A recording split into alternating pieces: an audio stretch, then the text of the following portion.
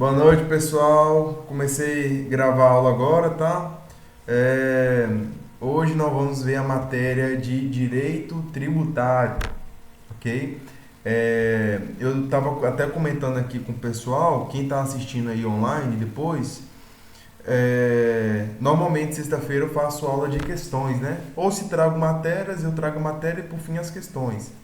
Eu vou ver se eu consigo trazer hoje. Não vai dar para trazer de processo penal, até porque a gente, graças a Deus, já deu para dar uma adiantada na matéria, mas falta muita coisa para a gente ver ainda e nós só temos um mês, tá? Hoje, mais especificamente, falta 30 dias. Hoje é dia 17, então faltam só 30 dias para a nossa prova. E como semana que vem nós vamos ter o nosso primeiro simulado, eu vou adiantar e vou mudar também o nosso cronograma só por conta disso, tá? Devo estar mudando o nosso cronograma aí. Como é que vai funcionar, professor? Então, eu coloquei para vocês, se eu não me engano, 3 horas líquidas. Foi isso mesmo? Foi. Foi, né? Botei 3 horas líquidas e 10 questões. 15 minutos de questões.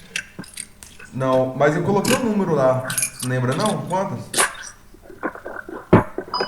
Acho que foram, Rapaz, acho que foram 10 ou 15. Aí o que vocês vão fazer para mim? Cronograma de vocês. Vocês vão manter a mesma quantidade de horas, tá? Da parte teórica, mas vai aumentar um pouquinho a parte das questões. Em vez de ser 10, agora vai ser o dobro, tá? Então se eu botei 10, agora vão ser 20. Ah, professor, como é que eu faço isso? Gente, questões é a coisa mais fácil de fazer, tá? Até no trabalho dá para fazer. Vai lá no celular mesmo, no aplicativo do OAB de bolso, busca um meio aí para poder fazer que não tem desculpa não, tá? Questões é bem simples mesmo. Até por isso que eu estou aumentando a quantidade de questões e não de horas líquidas necessariamente das matérias teóricas. Porque eu sei que alguns, vou te falar quase todos, eu andei conversando esses dias e tem me falado no privado que o trabalho tem até piorado. Então, assim, em nível de demanda, né? Tem trabalhado mais e aí alguns já ainda estão na faculdade. Então, para não atrapalhar a rotina de vocês, mas não tirando também a importância da OAB, que vocês sabem como tem que ter foco, senão não adianta, eu decidi só duplicar a questão das questões. Porque aí vocês vão fazer um estudo ativo. Lembra da primeira aula quando eu falei para vocês das técnicas de estudo? Vocês vão fazer um estudo ativo, que é de resolução de questões, e automaticamente vai ajudar aí vocês a estar revisando a matéria, tá? Então, o intuito é esse. Ficou alguma dúvida, galerinha? E aí, Neto, Neide, deu para entender aí? tranquilo, professor. Aí é o seguinte, como é que vai funcionar o nosso simulado? Nosso simulado é semana que vem, dia 26, que cai no domingo, tá? Às 13 horas. Então, assim, pro pessoal online, eu devo estar mandando a prova ou por e-mail ou no privado do WhatsApp. Provavelmente deve ser lá no WhatsApp mesmo, que é o que a galera consegue ter acesso mais fácil. Hoje em dia é mais difícil olhar e-mail, né? Eu vou mandar lá no privado do WhatsApp, tá? Faltam uns 10 minutinhos, 20 minutinhos para uma hora. E vocês têm até quem está assistindo online aí, presta atenção. Vocês têm até às 18 horas para poder me mandar o gabarito. Como é que faz para me mandar o gabarito? O gabarito vocês podem mandar ou pelo Word, colocando a sequência, né, das alternativas com a resposta, tá? Ou pode ser escrito, mas se for escrito, que seja com letra de forma, tá, gente? Por favor, porque tem umas letras que é difícil diferenciar o B do D, por exemplo. Então, se for escrito com letra de forma e me manda foto, tá? Mas eu tenho a preferência que seja pelo Word mesmo. Aí você pode me mandar tanto no formato do Word como PDF, tá? Porque aí não tem erro de eu confundir uma letra com a outra, certo? E no mesmo dia, ou no máximo até segunda do dia posterior, do dia 27, eu devo estar mandando o gabarito, tá? O gabarito. Professor, quando é que a gente vai saber a nota? A nota eu devo estar conversando aí com cada um no privado, mas como eu já vou mandar o gabarito e vocês vão ficar com a prova, então vocês mesmos também já vão saber quanto tirou. Eu sei que a galera fica na agonia, como é que vai ser? Quero saber como é que eu fui, então eu já mando o gabarito logo para não ter isso aí, tá bom? Para o pessoal do presencial, a prova vai ser no mesmo local onde que acontecem as nossas aulas, tá? Lá no Cantinho Verde, no mesmo horário, às 13 horas. E eu peço que sejam pontuais, tá, galerinha? Porque eu não permito atraso, até porque o AB também não permite, né? Então eu já tive esse problema com algumas turmas anteriores, que chegou 5, 10 minutinhos atrasado, e aí acabou atrapalhando a turma que já estava fazendo. E eu fui até tolerante, mas dessa vez eu não vou ser tolerante. Chegou 5, 10, 15 minutos atrasado, chegou 1 minuto atrasado, já nem entra, tá? Nem entra. Ah, professor, e se acontecer do furar meu pneu? Se acontecer isso, também não vai entrar, porque a OAB não tem exceção, tá? E o que que eu indico vocês fazerem? Chega 20 minutos antes, 15 minutos antes, não chega em cima da hora, tá? Porque a gente já está fazendo o simulado, é para simular não só a prova, mas também a chegada, o ambiente, tudo isso é para ser simulado. Então, por favor, gente, tenham o máximo de cuidado possível, tá? Lembrando aí, caneta preta ou azul, que levem a garrafinha da água, quem quiser pode levar comida. Agora, a única exceção que eu vou abrir é que na comida eu não vou obrigar vocês a colocarem no saco transparente, não, tá? Então, isso aí eu não vou obrigar vocês a fazerem diferente da OAB. Vocês podem levar a garrafinha da água, sendo transparente ou não, e a comida de vocês também pode, não precisa vir embalagem em vasilha para poder verificar, não, tá? Transparente. Pode levar normal. Só peço que evitem de levar coisas muito barulhentas, para não perturbar o colega do lado, tá? Então, assim, chips, essas coisas assim, evitem de levar, tá? Até porque também no ambiente de prova pode acabar até perdendo a sua concentração, que é uma coisa que demora para comer. Então, enfim, tudo isso que eu estou falando para vocês hoje, eu sei que eu estou perdendo uns 10 minutinhos aí, mas é importante porque a gente já está treinando de certa forma para a prova lá no mês que vem, tá? Até porque eu acho que aqui só o Rodrigo que já fez, né? Só você que fez, né, Rodrigo? A prova? Eu fiz, não sei o pessoal aí, mas eu fiz Você fez, né, Neide? Eu Fiz, fiz a professor. última. Então é todo mundo. Você já fez, né, Neto? Já sim. Ah, então ótimo. Mas na nossa turma tem acho que 13 ou 14 pessoas. Acho que metade não fez. Então quem está assistindo aí nunca fez, então já está sabendo aí como é que vai acontecer, ok? Ficou alguma dúvida quanto como vai ser o nosso simulado? Não. Não, né? Neide, você vai fazer presencial, né? Sim, eu Beleza, vou. beleza. Neto, eu sei que vai ser difícil fazer o presencial, então você pode fazer um online, mas aí você vai fazer naquele esquema, né, que a gente conversou, pelo menos um deles você vai tentar vir, né? Sim, eu vou. Eu tava planejando ir agora, mas infelizmente aconteceu alguns contratempos aqui e não vai dar para eu ir. Mas no próximo eu quero fazer presencial. Então ótimo. Mas de qualquer forma não vai dar pra você vir, mas você vai conseguir fazer o online, não vai? Vou sim. Então ótimo. Então o importante é isso aí, tá? Então bora começar, gente. Nós vamos começar agora hoje a matéria de direito tributário, tá? É uma matéria, como eu já falei para vocês, extremamente importante, até porque a OAB agora tem cobrado ali por volta de 5 questões de direito tributário, e eu foco muito, apesar de alguns professores ou até alguns alunos não darem a devida importância, mas a matéria de direito tributário, somando com o direito empresarial, que é outra que eu falo para vocês que é importante, as duas ali dá por volta de 10, 11 questões, tá? Então não dá para a gente desprezar, não. A gente tem que focar muito sim nessas matérias. E aí, se vocês já puderem, tiverem com o Vadmeco aí ou com o site do Planalto aberto, já deixam aberto aí no CTN, tá? No Código Tributário Nacional. Alguém tá com ele aberto aí? Vou abrir agora. Ah, para nós aí, Neide. É, Neto, você consegue ler o artigo 3º para nós aí? Lê o artigo 3º. Esse que está no. No CTN. Esse aqui tá na tela aí. Isso, certo. Tributo é toda prestação pecuniária compulsória em moeda ou cujo valor nela se possa imprimir, que não constitua sanção de ato ilícito, instituída em lei e cobrando mediante atividade administrativa plenamente. Ponto. Então é isso aí.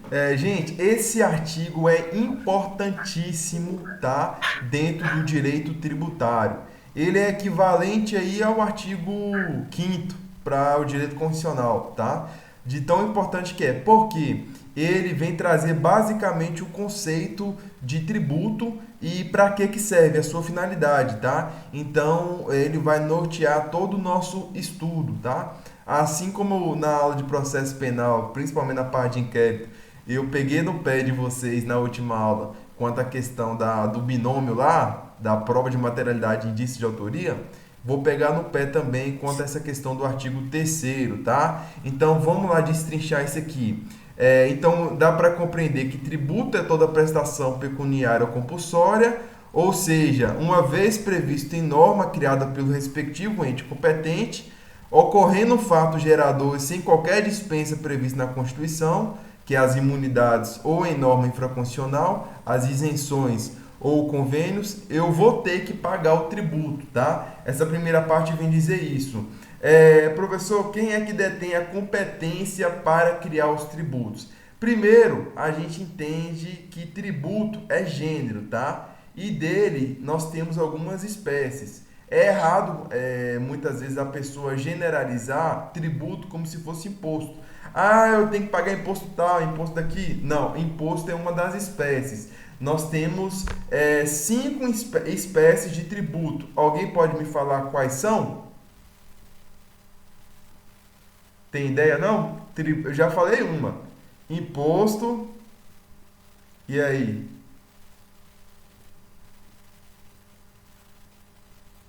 Ninguém? Neto, lembra não, Neto? Neide?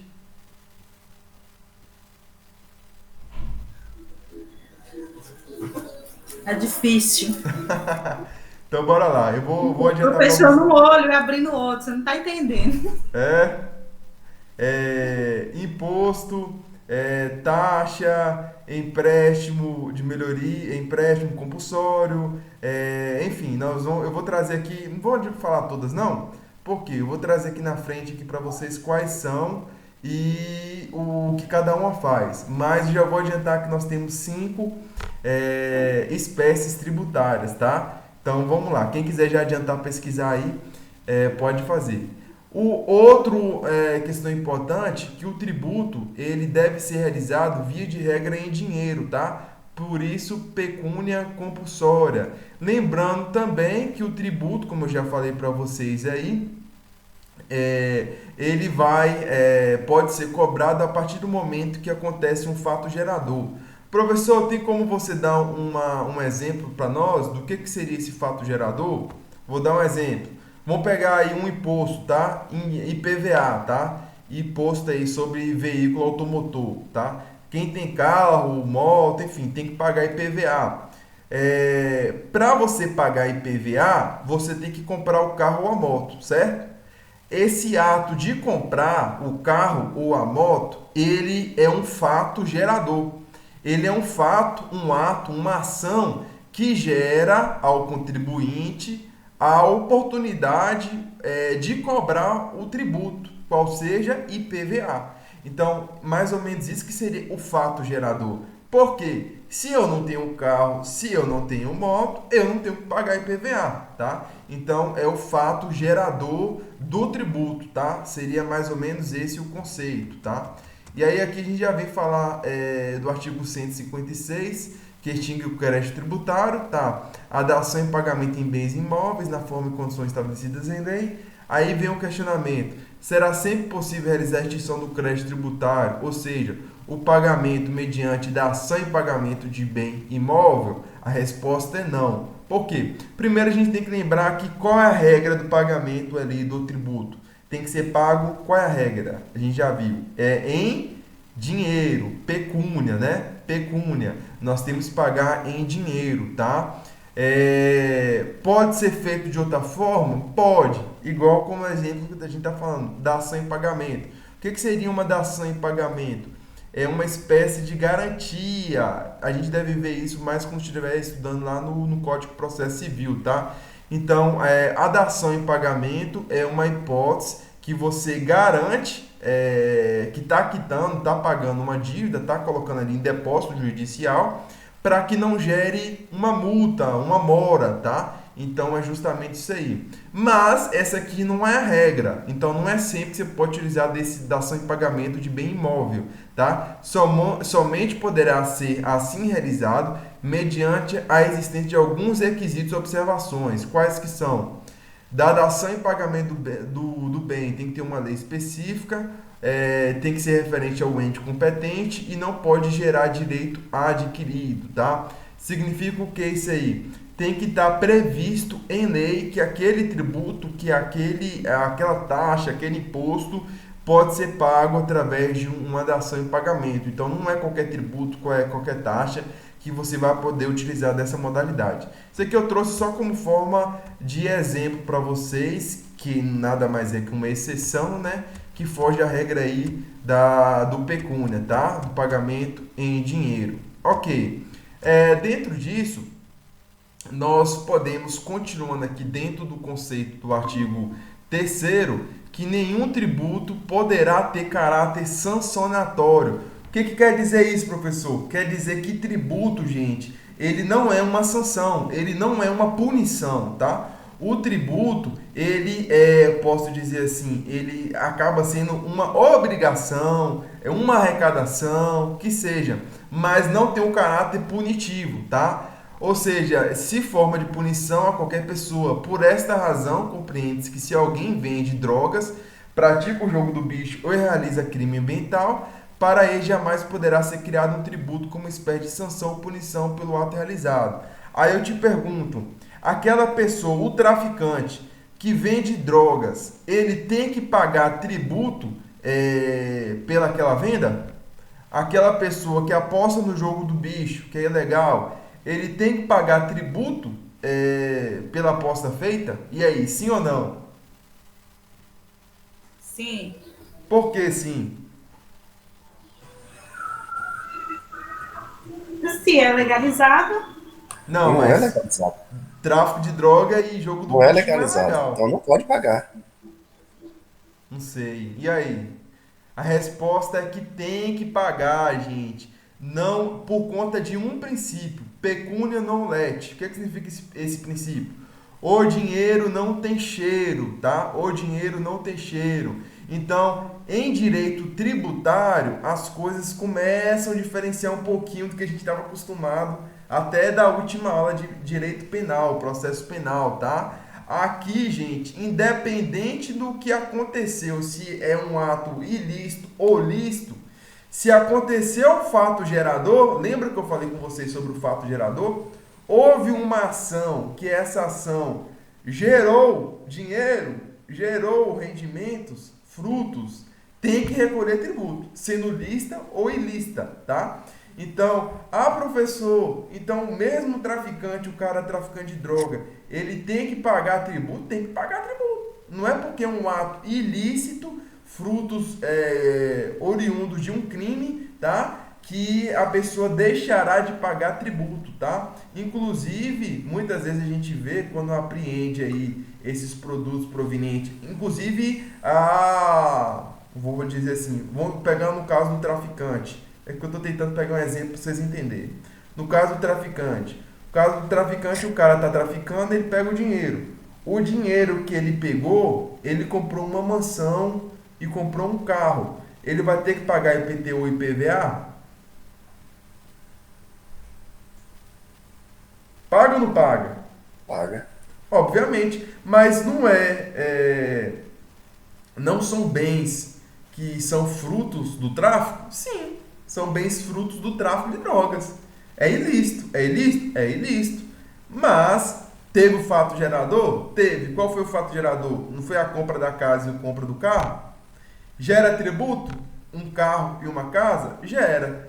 Tem que pagar tributo, tá? Então é justamente isso aqui, tá? Portanto, se alguém obtém disponibilidade econômico-jurídica de rendimentos, passa a ser devedor do imposto de renda, mesmo se esses rendimentos forem oriundos de um ato ilícito ou até criminoso, como a corrupção, o tráfico ilícito de entorpecente. Qual é a justificativa para esse entendimento? É que, nesses casos, não está punindo o ato como tributo. A punição ocorrerá na esfera penal, tá? Que a pessoa vai responder pelo tráfico. Mas aqui não está punindo para o cara pagar tributo por conta disso. A cobrança ocorre porque o fato gerador, a obtenção de rendimentos, aconteceu e deve ser interpretado abstraindo da validade jurídica dos atos praticados, que está no artigo 118.1 do CTN. Deu para entender, galerinha?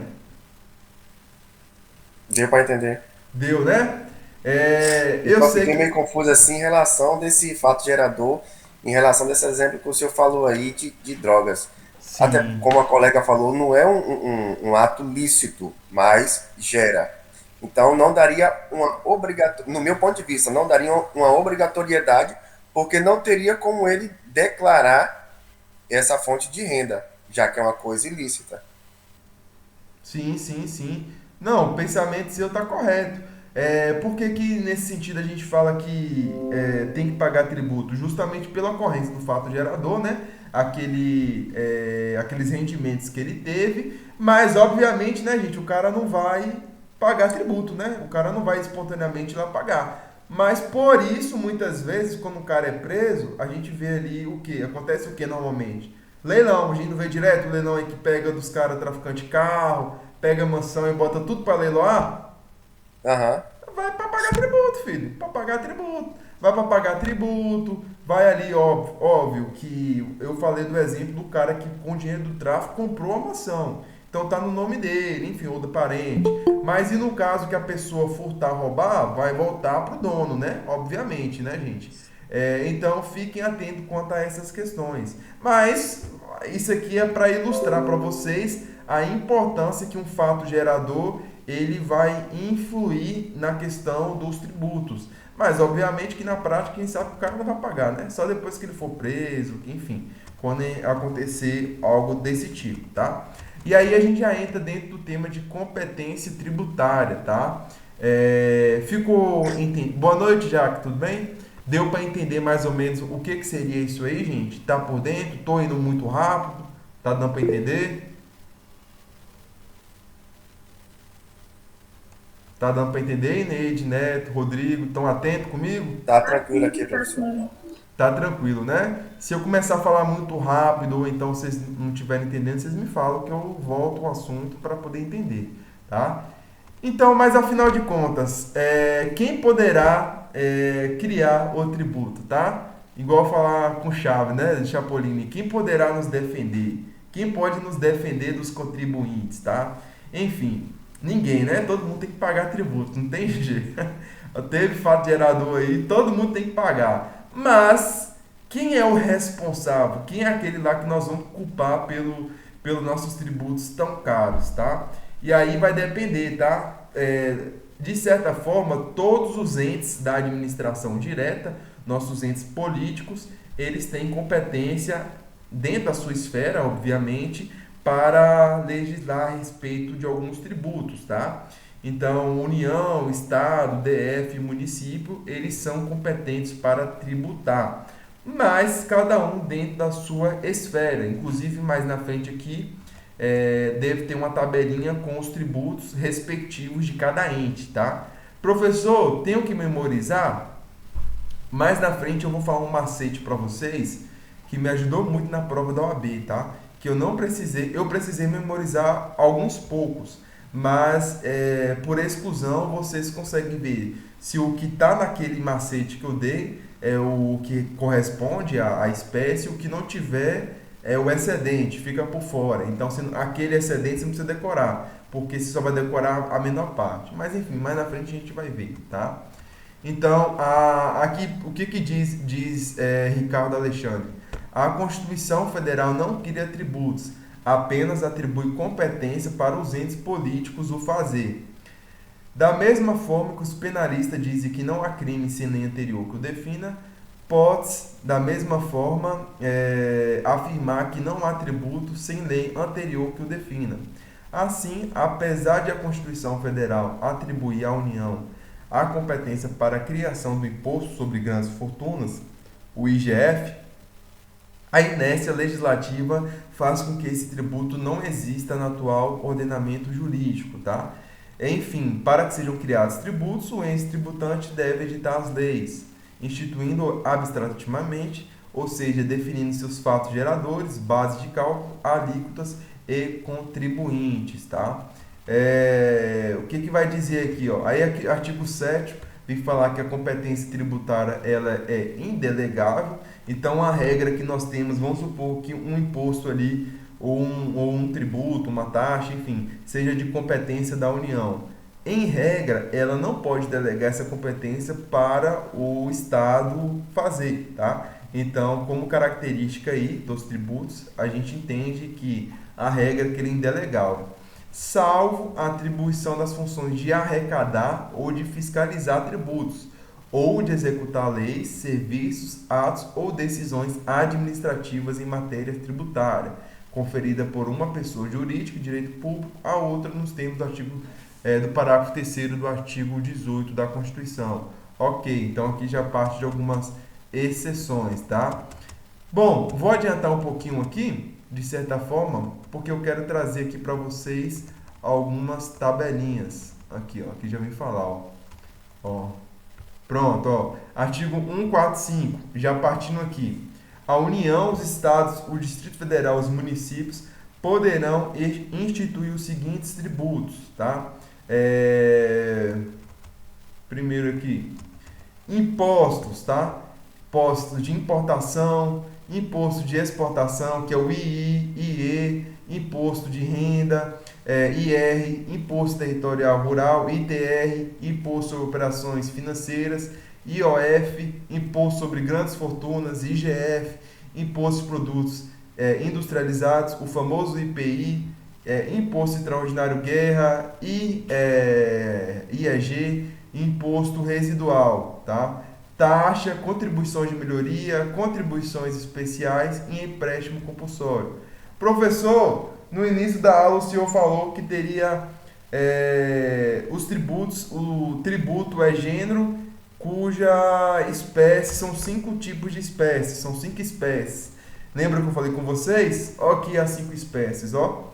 Imposto, taxa, contribuição de melhoria, contribuições especiais e empréstimo compulsório, tá? Essas aqui são as 5 espécies de tributos, ok? Esquece esses parênteses aqui por enquanto, tá? Fiquem atentos a esse que está em negrito. Essas aqui são as 5 espécies tributárias, tá? De tributos, ok? Obviamente que dentro delas, como se houvesse subespécies das espécies, existem os tipos de cada uma, tá? Que a União vai poder fazer os estados, os municípios, mas mais na frente a gente vai ver. Inclusive, eu trouxe para vocês, tudo isso aqui depois vai ficar de dever de casa, tá, gente? Eu já trouxe aqui mastigado, ó. O que a União poderá instituir? O Distrito Federal, como é que funciona? Então, tá tudo isso aqui mastigadinho para vocês, tá? Isso aqui eu vou adiantar um pouquinho, porque aqui é só vocês depois anotarem. Inclusive, eu indico vocês fazerem tabelinha, tá? Aí que fica a questão, professor, e o município? O que o município pode, ó? Imposto predial territorial urbano, olha aí, ó, o famoso IPTU, tá? Ele é um imposto municipal, tá, gente? Muita gente acha que é estadual, mas não é. É municipal, tá? ISS, tá? Também ISS, Imposto sobre Serviços Municipal também, Imposto sobre Transmissões de Bens Imóveis também, Imposto Municipal, tá? Algumas contribuições aqui, ó, inclusive sobre o custeio de iluminação pública. Não tem quando a gente chega lá, quando chega a continha da Coelba para nós, ali com tantos por cento de iluminação pública, olha lá, ó, é contribuição especial municipal, tá? Então fiquem atentos quanto a isso aí, ok? Algumas limitações ao poder de tributar. Tá, professor, o senhor falou com a gente que, como regra, os tributos eles são indelegáveis. Cada ente tem ali a sua atribuição, tá? Inclusive a gente acabou de ver dos municípios e, como regra, eles não podem ficar delegando um para o outro. Ok, beleza. Lógico que a gente vê algumas exceções, mas eu te pergunto, existe determinado limite? Eu posso, por exemplo, em vez de cobrar 10% sobre a contribuição de iluminação pública, passar a cobrar 60%, 70%, 80%? Posso? E aí? O que vocês acham a respeito disso? Pode ou não pode? Vamos ver quem dá mais, hein? Aposto que não. Por que não, né? Sabia que você ia perguntar por que não. Tem que ter um motivo, tem não? Gente, é justamente o seguinte, ó. Aí que vem a questão. Olha lá, ó. Para que o ente público, através dos seus poderes constituídos, exerça sua competência tributária, será necessário balizar suas atividades nas limitações ao exercício do poder tributário dispostos aonde? Na Constituição Federal. Assim, a nossa Carta Magna pode ser uma espécie de filtro para o exercício da instituição ou majoração de tributos, servindo tais limitações assim, principalmente para a defesa dos contribuintes de qualquer tipo de cobrança arbitrária. Nós vimos que a Constituição, normalmente, ela prevê o tipo de tributo, mas ela não legisla, não fala sobre. Ela simplesmente prevê que pode ser criado. Um exemplo é o IGF, é Imposto sobre Grandes Fortunas, que está previsto na nossa Constituição desde 1988, né? Mas que nunca teve sua norma aí regulamentada, tá? Nunca foi regulamentado, nunca passou aí a existir de verdade. Só está lá previsto que pode ser criado, tá? Então a gente viu que a Constituição ela não cria, ela prevê. Mas a partir do momento que é criado, para que não haja uma cobrança arbitrária, parece que o nosso Constituinte já sabia, né, em 88, que poderia virar uma bagunça, a Constituição começou a traçar alguns limites, tá? E esses limites devem ser respeitados. E aí a gente já começa a ver aqui quanto a alguns primeiros. E o primeiro deles é referente ao princípio da legalidade. Pode falar, Neto? Não, professor. Pode continuar. Pronto. Olha, até o cachorro aqui em casa animou. Falando sobre o princípio da legalidade, ele fica feliz. Ele gosta de estudar direito. Então, bora lá. Tô treinando ele. Artigo 151 aqui, ó. Sem prejuízo de outras garantias asseguradas ao contribuinte, é vedado à União, aos Estados e ao DF e ao município, primeiro, exigir ou aumentar tributo sem lei que o estabeleça, tá? Então, aqui já é a primeira limitação. Eu não posso simplesmente aumentar a meu bel prazer um tributo que eu criei, tá? Então, tem que ter uma previsão legal, tá? Então, fiquem atentos quanto a isso aí. E o Poder Executivo não poderá atuar na criação ou majoração de tributos? Vem uma pergunta, que normalmente já questiona logo quem faria isso seria o Legislativo, né? Obviamente que a Constituição reservou essa possibilidade, até como forma de controlar a economia e o mercado. Diante disso, podemos afirmar que houve mitigação ao princípio da legalidade, tá? Então, o Poder Executivo, ele pode sim criar ou majorar, mas vai depender muito ali de cada caso um caso. Tem que estar previsto em lei também, tá? Mas isso aí vai mitigar a questão do princípio da legalidade. Aí a gente traz a primeira exceção ao princípio da legalidade. Poderá o Executivo da União mediante decreto, ou seja, o presidente da República, né, mediante decreto, portaria ou resolução, alterar as alíquotas dos impostos de II, IE, IOF e IPI. Alguém tem ideia por que o presidente da República pode alterar esse tipo de imposto? Porque esses impostos têm algo em comum? Tem alguma ideia? Justamente porque esses impostos, eles são impostos que podem afetar a economia, tá? Exemplo, imposto de importação, imposto de exportação, imposto sobre operações financeiras e imposto sobre produtos industrializados. Então, ele vai afetar diretamente a economia, tá? Que, obviamente, faz parte da competência aí do presidente, como ente administrativo, né? Pode afetar diretamente ali a sua administração. Então, ele poderá, sim, através de decreto, portaria ou resolução, alterar essas alíquotas dos impostos, tá? Poderá sim, tá? Então, esses aqui, impostos que regulam o mercado aí financeiro, pode o presidente. É a primeira exceção, tá? Mais um, vou pular aqui. Segunda exceção ao princípio da legalidade. Poderá o Poder Executivo, igualmente, por meio de decreto ou convênio, reduzir ou restabelecer as alíquotas da CID e ICMS combustível. Olha aí que Bolsonaro fez há pouco tempo atrás aí, ó, tá? Ele reduziu, praticamente zerou o ICMS do combustível federal, tá?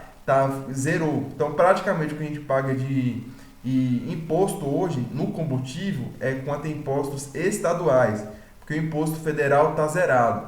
Ah, professor, como é que eu sei? Quando vocês abastecem, depois pega a nota fiscal, que lá vai estar quanto cada taxinha, cada imposto é cobrado. Aí vocês vão ver que no federal está zerado e o que vocês pagam é estadual.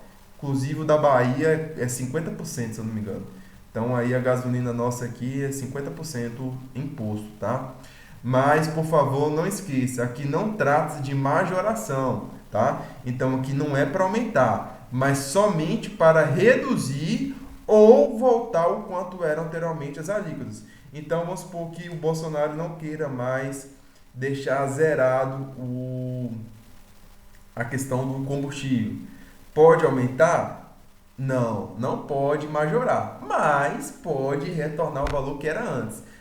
Lógico que o valor vai aumentar, mas é uma forma de retornar e de não majorar, entendeu? Não sei se deu para entender. Ele só vai voltar ao que era antes, não pode passar desse limite, por isso que fala limitação, tá? Não pode, vamos supor que é 20%, não pode passar de 20%, ok? Então fiquem atentos quanto a essa questão.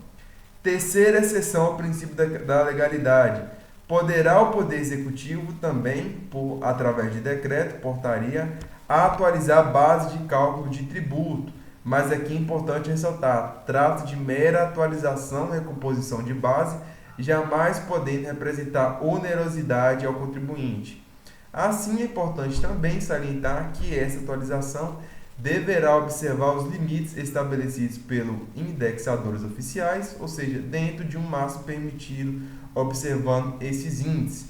Tudo que for superior a um indexador não poderá ser realizado pelo Poder Executivo, visto que trata-se de onerosidade, logo podendo ser realizado apenas por lei, tá?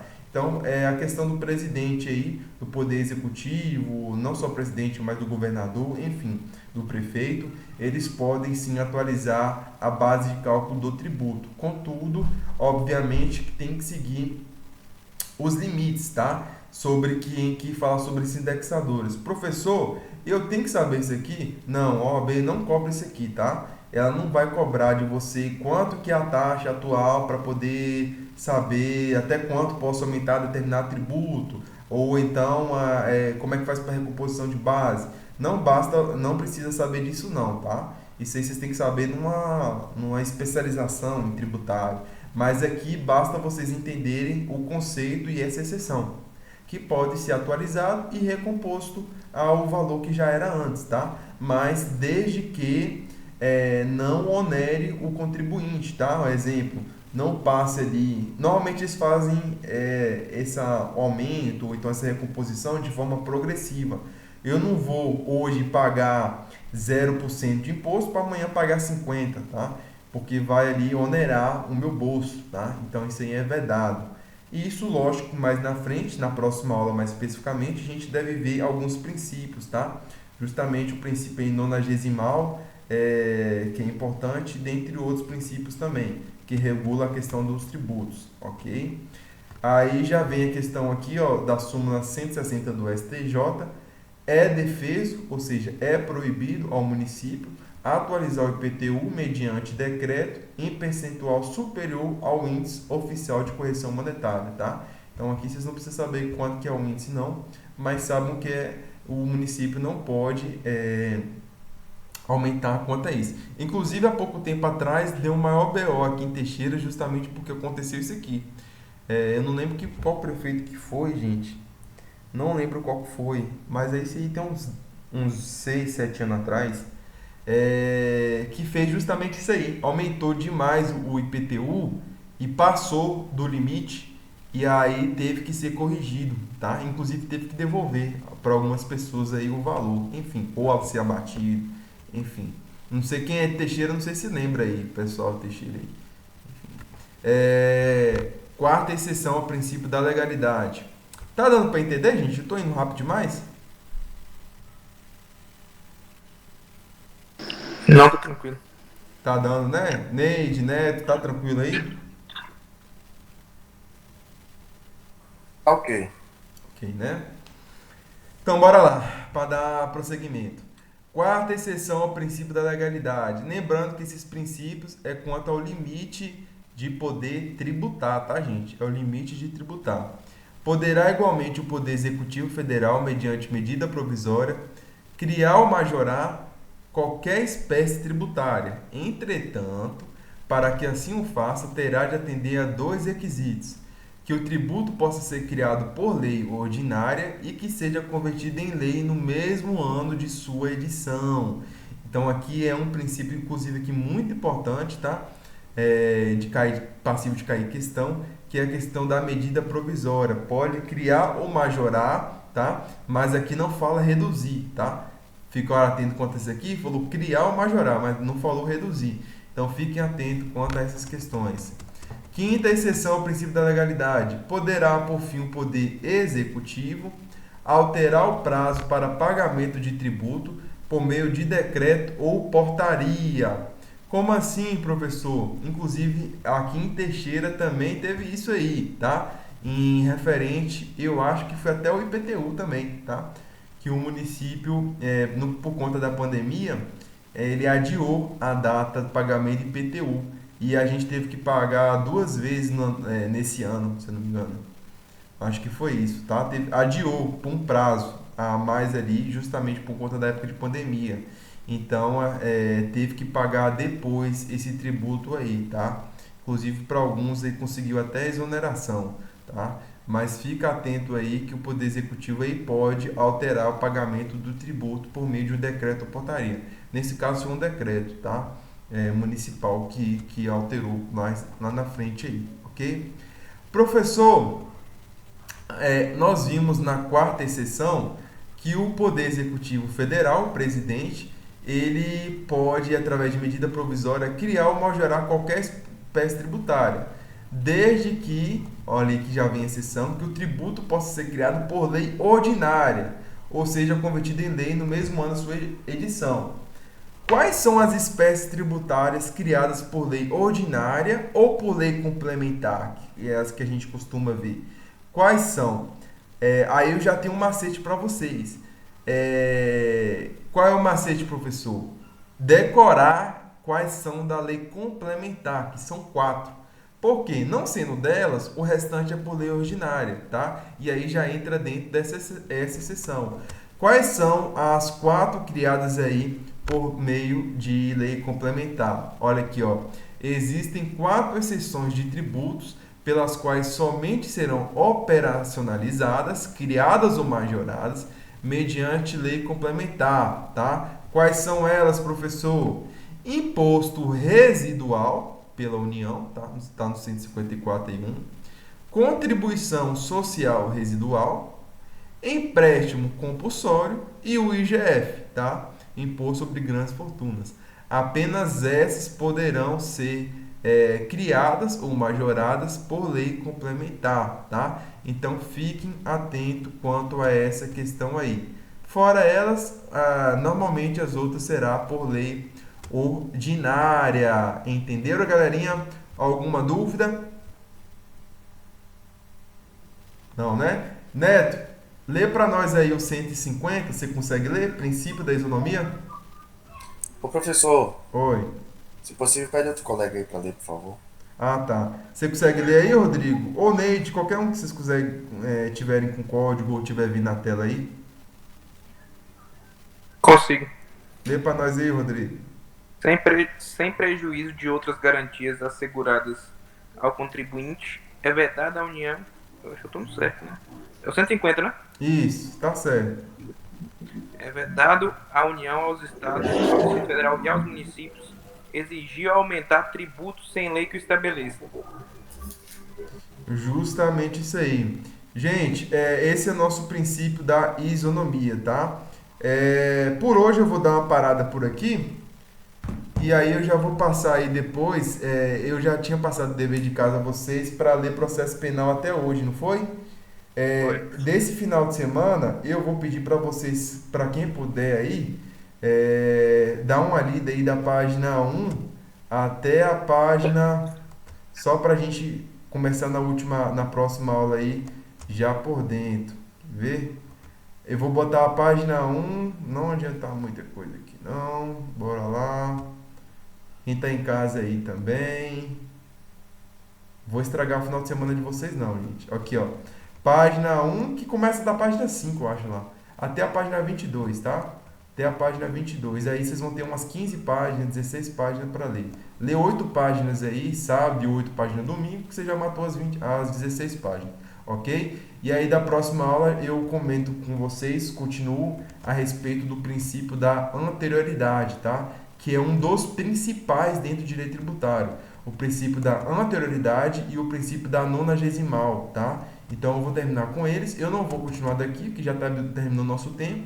E também eles são os princípios básicos, principais, e demora um pouquinho para explicar, tá? Então a gente vai começar aqui na próxima aula, página 12. Mas eu quero que vocês já deem uma lida até para poder tirar dúvida comigo. Da página 1 à página 22. Deu para entender, galerinha? Deu para entender? Deu sim. Alguma dúvida quanto à aula de hoje?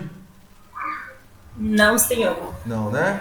Gente, obrigado aí, boa noite, bom final de semana para vocês. Daqui a pouco eu vou deixar disponível essa aula já no YouTube, vou postar agora, tá? Qualquer dúvida, podem me chamar no WhatsApp. Eu sei que as nossas aulas são corridas, mas eu estou à disposição de vocês aí a qualquer hora, tá? Basta mandar mensagem, um e-mail, que eu sempre vou responder, mesmo que eu demore um pouco, mas sempre vou tirar as dúvidas. E foquem muito para estudar, revisar, para ir bem nesse primeiro simulado. Lógico, eu não vou exigir que vocês passem, não pelo menos nesse primeiro simulado, mas eu espero que pelo menos haja eu consiga ver que vocês estão estudando, tá? Então, eu preciso que vocês estejam revisando aí a matéria. Alguma dúvida? Você quer falar, Neto? Não, tranquilo, professor. Então tá bom, galerinha. Uma boa noite, até a próxima aula e um abraço. Valeu, professor. Boa noite. Valeu, boa noite.